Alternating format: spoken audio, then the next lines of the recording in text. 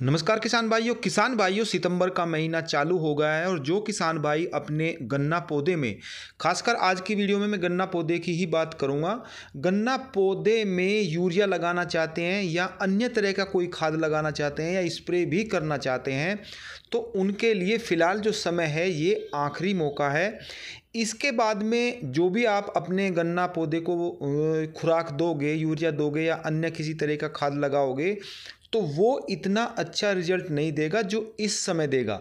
उसका एक कारण होता है कि जैसे जैसे गन्ना बढ़ जाता है, गन्ने की हाइट ज़्यादा हो जाती है तो उसमें जो हम खाद लगाते हैं जड़ों के माध्यम से तो वो ऊपर तक इतना अच्छा रिजल्ट नहीं दिखाता जितना जो गन्ना पौधा होता है उसकी हाइट कम होती है जब उसका रिजल्ट ज़्यादा बेहतर होता है। तो फ़िलहाल की स्थिति ऐसी है कि अब बारिश भी थोड़ी रुकी हुई है, धूप भी खिली हुई है, तो इस समय यदि आप अपने गन्ना पौधे में यूरिया का प्रयोग करते हो वो कितनी मात्रा में आपको करना है, इन सभी की जानकारी मैं आपको आज की वीडियो में देने वाला हूं। यदि अभी तक आपने हमारे चैनल को सब्सक्राइब नहीं किया है तो कृपया करके सब्सक्राइब करें और वीडियो को किसान भाइयों में शेयर भी करें।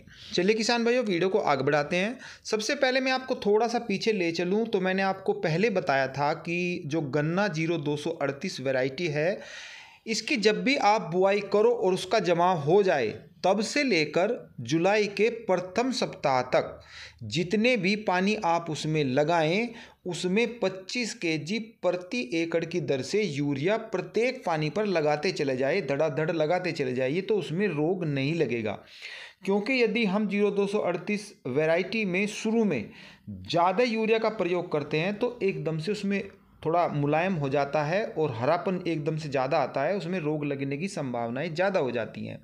तो मैंने इसीलिए कहा था कि 25 केजी लगाइए, ये बिल्कुल आजमाया हुआ नुस्खा है। इससे यदि इतनी मात्रा आप रखोगे, प्रत्येक पानी पर रखो आप, तो उसमें रोग नहीं लगेगा। किसान भाइयों अब बात करते हैं इस समय की। तो अब आपको जो मात्रा लेनी है उसको एकदम से डबल कर लेना है, यानी कि 50 केजी प्रति एकड़ की दर से आपको फ़िलहाल यूरिया लगाना है। अब इसमें भी कई सावधानियां हैं।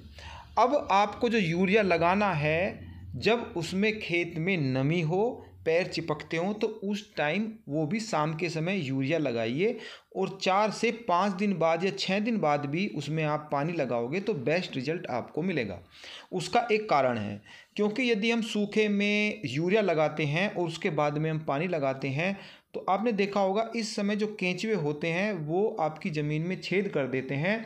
तो जब हम उसमें यूरिया लगाएंगे तुरंत ही उसमें पानी लगाएंगे तो जो यूरिया होगा फसल को मिलने से पहले ही वो उन छेदों के माध्यम से ज़मीन के ज़्यादा नीचे तक चले जाएगा, आपकी गन्ना फसल को वो कम मात्रा में उपलब्ध होगा। क्योंकि किसान भाइयों यूरिया का भी अपना एक फंडा है, जैसे ही आप अपनी गन्ना फसल में इसको लगाते हैं और जैसे ही ये नमी लेता है तो नमी लेने के बाद में ये पहले अमाइड में बदलता है, इसके बाद में अमोनियम में बदलता है और उसके बाद में ये नाइट्रेट में बदलता है और उसके बाद में अपने गन्ना पौधे को मिलता है जड़ों के माध्यम से। और ये सारा का सारा खेल 6 से 7 दिन का ही है। यदि इतने दिन में ये आपके गन्ना पौधे को उपलब्ध हो जाता है तो हो जाता है, वरना ये वेस्ट चला जाता है, उसके बाद ये नहीं लगता। तो इसीलिए मैंने कहा है कि पैर चिपकते समय यदि आप इसको डालोगे तो ये तुरंत एक्टिव हो जाएगा, आपके गन्ना पौधे को मिलेगा। उसके बाद में जब हम 5 से 6 दिन बाद या 4 दिन बाद भी पानी लगाते हैं तो पानी के माध्यम से भी ये घुलकर आपके जो गन्ना पौधे हैं जड़ों के माध्यम से उसको पूरा का पूरा मिल जाता है, तो बेस्ट रिजल्ट आता है। मैं किसान भाइयों आपको यहाँ और भी कुछ बताऊं कि यदि आपको लगता है कि आपके गन्ना पौधे पर पीलापन ज़्यादा है और यूरिया में किसान भाई कुछ न कुछ मिला करके इस टाइम डाल भी रहे हैं और डालना चाहते हैं, तो सबसे अच्छा ये है आपके सामने विकल्प कि कैल्शियम क्लोराइड डालिए मिला करके, क्योंकि ये एक सस्ती खाद है और इसके बेस्ट रिजल्ट हैं।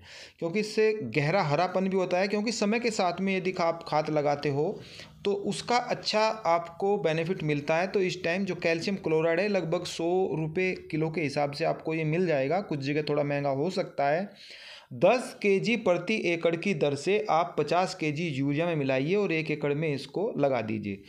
और इसलिए मैं आपको यहाँ पर ये बात क्लियर करूँ कि ये थोड़ा इसका स्वभाव कुछ गर्म होता है और ये थोड़ा सा नमी भी लेता है। आपको हो सकता है जब आपका दोनों को मिक्स करके छिड़काव करो तो थोड़ा आपको हाथ में गर्म भी महसूस होगा, तो इसको आप जल्दी जल्दी से छिड़काव कर दें। किसान भाइयों एक चीज़ और भी है कि जिन किसान भाइयों ने बुआई के समय 3 बैग 1 एकड़ में रामबाण के डाले हैं, यानी कि सिंगल सुपर फास्फेट के डाले हैं, या मेड़ चढ़ाते समय भी डाले हैं 3 बैग प्रति एकड़ की दर से, तो उनको फ़िलहाल कैल्शियम नहीं लगाना है। कैल्शियम का कोई से भी रूप हो, उसमें कैल्शियम सल्फेट हो, कैल्शियम क्लोराइड हो, कैल्शियम आपको नहीं लगाना है, क्योंकि ऑलरेडी रामबाण में सिंगल सुपर फास्फेट में कैल्शियम होता है, तो उसको डबल देने की ज़रूरत नहीं। हालांकि ये सेकेंडरी तत्व है, लेकिन डबल देने की इसकी कोई ज़रूरत नहीं है। एक बार के में ही ये पूरा जो इसका चक्र होता है गन्ने का, उसमें काम कर जाता है, डबल देने की कोई ज़रूरत नहीं है।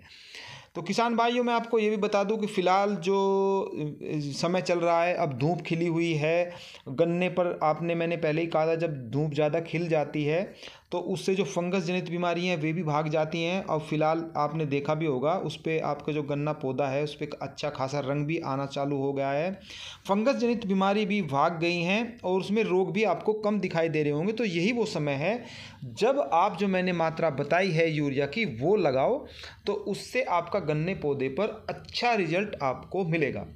फिर मिलते हैं, तब तक के लिए सभी किसान भाइयों को नमस्कार।